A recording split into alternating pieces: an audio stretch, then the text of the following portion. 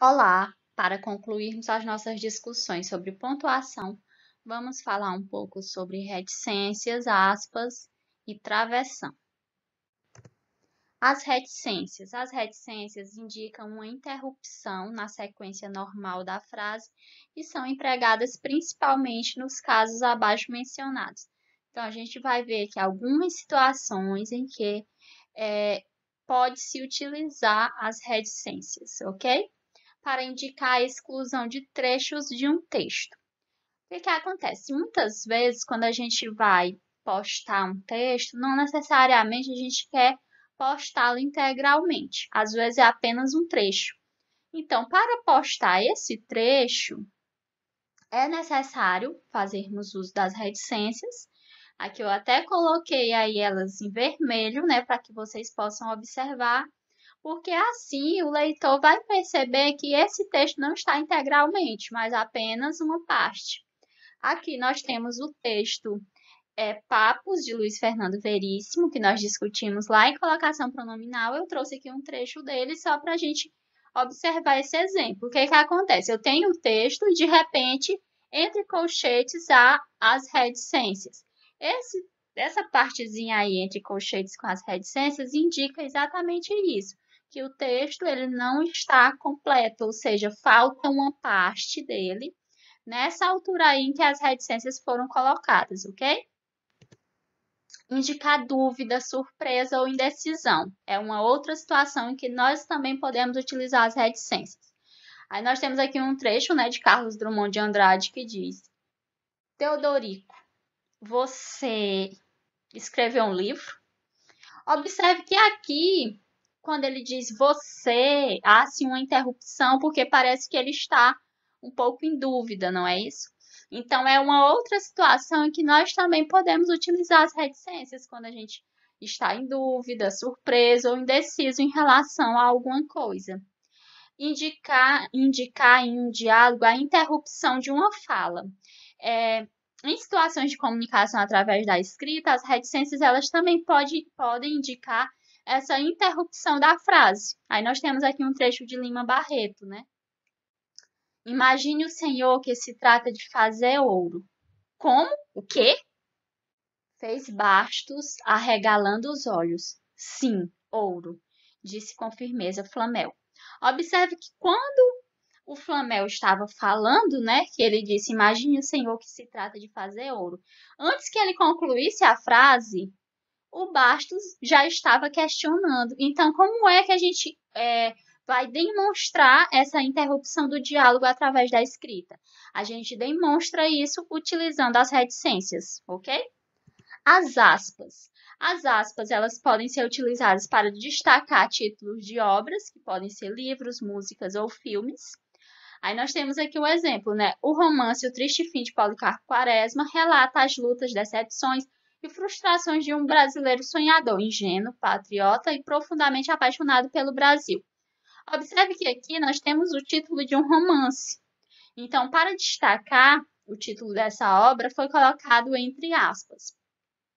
Mas já eu faço uma ressalva que, de acordo com a BNT, geralmente só títulos de contos e poesias podem ser colocados entre aspas.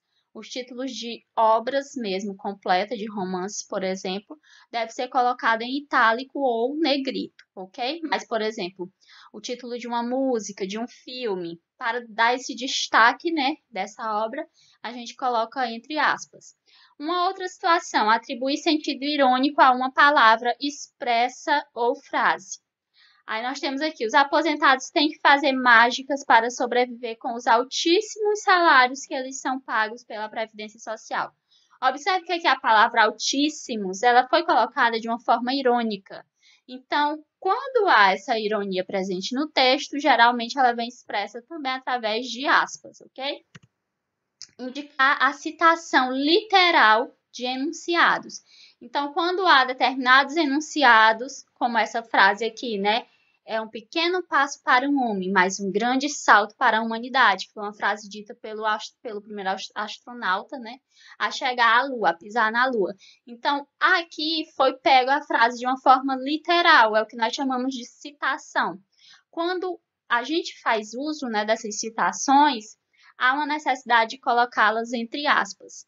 Marcar o início e o fim de um texto ou trecho transcrito.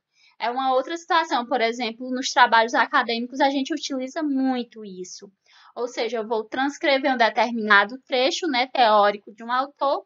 Então, para demonstrar que aquele trecho não é meu, mas sim que eu peguei de um teórico, a gente coloca isso entre aspas, ok? E o travessão. O travessão, ele pode introduzir a fala de uma pessoa ou de uma personagem. Aí nós temos aqui um exemplo, né? Apertando o cinto largo, o capitão falou orgulhoso.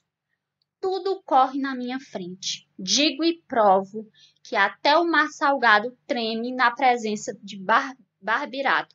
Observem que aqui nós temos a fala, né, de uma personagem. Então, para indicar essa fala, é necessário o uso do travessão, ok? Para separar orações intercaladas no texto. Aí nós temos aqui o exemplo. Toshiro, onde estará ele hoje? Era um japonesinho tímido, estudioso e comilão, vítima preferida das brincadeiras dos outros estudantes da República. Observe que a frase ela poderia ser lida apenas dessa forma, né? Toshiro era um japonesinho tímido, estudioso e comilão. Porém, há uma oração aí que está intercalada. E para colocarmos esta oração, há uma necessidade do uso de travessão, para que se possa compreender, né, que ela está um pouco fora de ordem aí, mas é possível compreender o texto com a presença dela.